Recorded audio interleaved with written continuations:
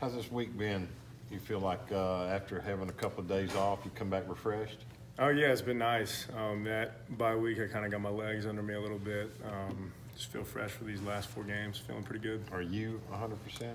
Yeah, I'm 100%. I just had a little groin strain, but it's nothing serious. I've been playing with it anyway. So, without DK in the lineup, Coach Longo had said Monday in here that it might be more opportunities to have 2 tight end sets and to incorporate more stuff for the tight ends. Have you noticed that? Yeah. So in practice, we've been doing a whole lot of different 2 tight end packages.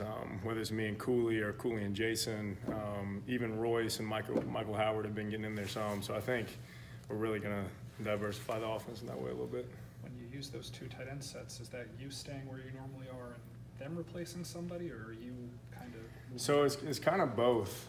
There's some packages where I'll actually be on the ball and Cooley kind of in that wing position, and then there's some where Cooley comes in and plays the wing, and then I replace one of the slots out in the boundary. So I mean, it's kind of a little bit of everything. How many different positions do you have to know how to play at this point? I mean, it's nothing new in the sense that we have plays where we're in the slot already and running routes and perimeter blocking, and then there's plays where we're in the box blocking linebackers and DN. So it's really not a whole lot of new plays. It's just different personnel. So talk about the red zone fixes maybe from the Auburn game where you guys were, not as efficient as you've been in the red zone.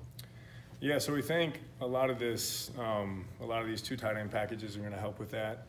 Having some bigger bodies in the box, we can, block better for the run game, and also we can, pop a tight end out in some space that they're not expecting. So I think that's going to be an answer, and also just establishing the run early will help us. So this might be oversimplifying, but Coach was just talking about how hard it is to beat man coverage when the space gets condensed. Why is man harder in short fields than it is in long fields? Well, so when they run man coverage and we've got a bunch of field to work with, it's easy to get behind them, get to space. But when it's, when you're on the 10-yard line, it's hard to beat them deep because any deep ball could go out the back of the end zone. So, I mean, it's a lot of teams run man in the red zone just because they know it's hard to get beat deep. And, obviously with our receivers, they can beat them deep a lot of the times. So. Are there workarounds to that, or is it just beating the guy? Yeah, so I mean, if it's man coverage, it's really just you versus him. You got to work space and kind of play against his leverage and get open. But we have a lot of different plays and different, run pass options that we can run that'll counter that. So, what do you see out of South Carolina's defense? I think they're a good defense.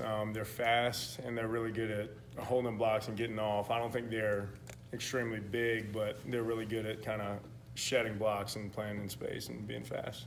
Longo said he felt like they played to the whistle as good as anybody who's played this year. Yeah, I agree with that. They're all, they run to the ball well, even if it's on the other side of the field. So I think it's going to be a good challenge for us.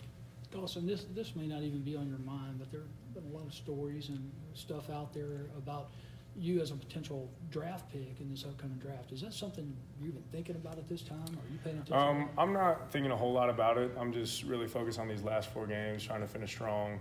Obviously I've had to think about it a little bit, but I mean, it's pretty far off for me right now. So this is a pretty important game. Yeah. You guys recognize that and focused on that?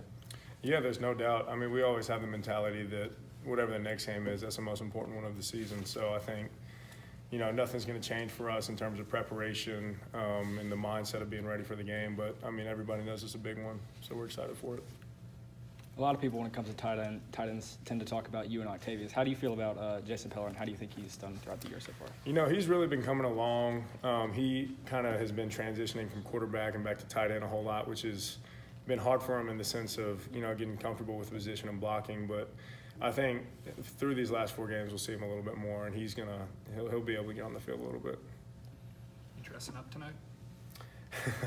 Maybe I was thinking about it, but I'm not really sure. I have a Jackie Moon outfit that I can throw my hair out for, so I mean, we'll see.